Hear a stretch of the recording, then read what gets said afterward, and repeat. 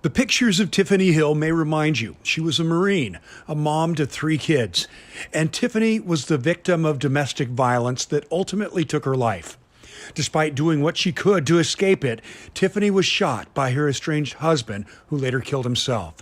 It happened in the parking lot of a Vancouver Elementary school in late November 2019.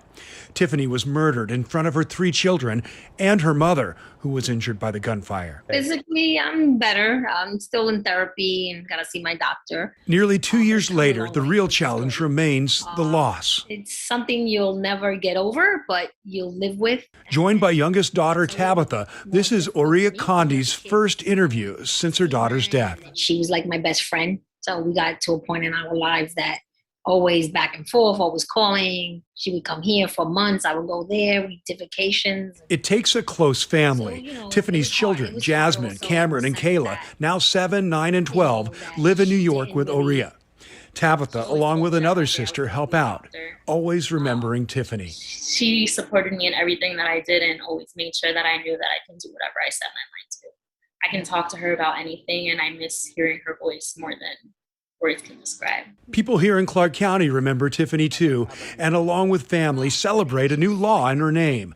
The Washington State Legislature passed the Tiffany Hill Act more than a year ago. This is called the Rely Alert XC4. It allows judges to order accused abusers to wear GPS ankle devices monitored by officials and linked to an app on the victim's phone. And you can actually look at GPS coordinates and points on a map to find out where an offender is located. If a domestic violence offender gets too close and violates a no-contact order, an alert goes off.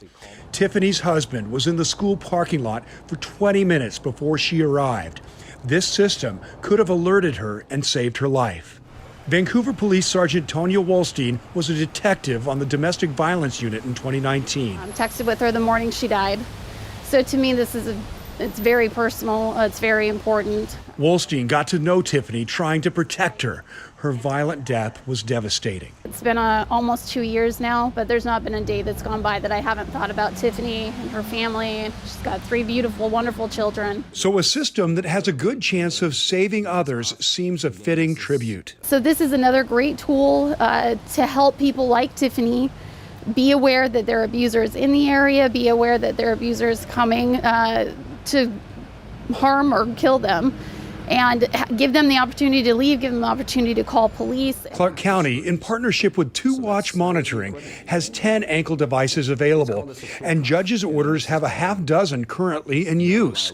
Knowing that reminds Aurea Condi what a pastor told her at church. You know, God is not the author of things that happen in our lives, but He is the Redeemer.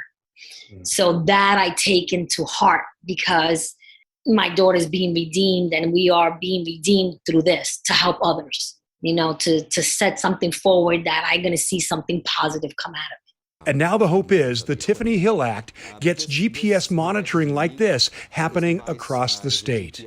Tim Gordon, KGW News.